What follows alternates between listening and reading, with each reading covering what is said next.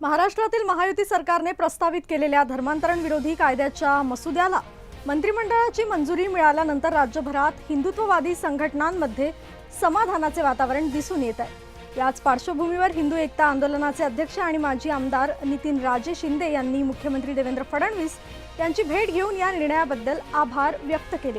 यावेळी त्यांनी धर्मांतरण विरोधी कायदा लवकरात लवकर लागू करण्याची मागणी केली।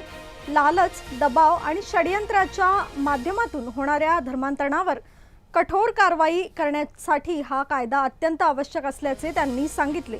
महायुती सरकारचा हा निर्णय हिंदू समाजाच्या भावना आणि संस्कृतीचे संरक्षण करणारा असल्याचेही नितीन राजे शिंदे यांनी यावेळी स्पष्ट केले। जबरदस्तीनं धर्मांतरण केलं तर 7 वर्षाची सक्तमजुरी व 5 लाखाचा दंड अशा प्रस्तावाला महायुतीच्या सरकारच्या मंत्रिमंडळाच्या बैठकीमध्ये मंजुरी दिली गेलेली आहे। या मंजुरी दिलेल्या सर्व मंत्र्यांचं या ठिकाणी मी अभिनंदन करतो। विशेषतः महायुतीचे मुख्यमंत्री देवेंद्र फडणवीसांनी हा प्रस्ताव त्या ठिकाणी आणला, त्याबद्दल त्यांना धन्यवाद देतो।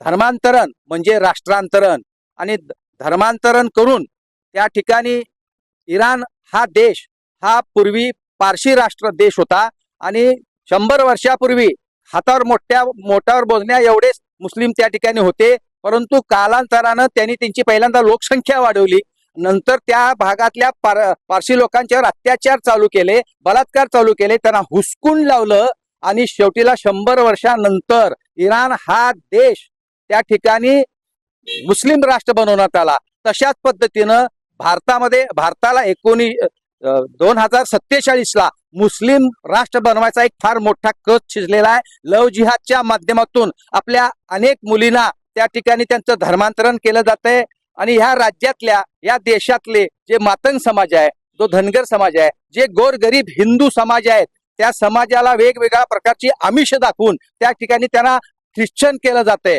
अनेक तक्रारी आम्ही पोलीस स्टेशन कडे करतो, त्या वेळेला पोलिसांच्याकडनं त्यांना न्याय मिळत नाही। आता सरकारनं कायद्याचा जो प्रस्ताव तयार केलेला आहे त्याला ताबडतोब मंजुरी देऊन त्याचा तो कायदा अस्तित्वात यावा, म्हणजे भविष्यामध्ये या देशाचं इस्लाम राष्ट्र होणार नाही। आणि हा अत्यंत चांगला निर्णय महायुतीच्या सरकारमध्ये देवेंद्रजी फडणवीस यांनी घेतला, त्याबद्दल त्यांना हिंदू एकता आंदोलनाच्या वतीनं खूप खूप धन्यवाद देतो। राज्यातल्या महायुती सरकारचं हिंदू एकता आंदोलनाच्या वतीनं अभिनंदन करतो।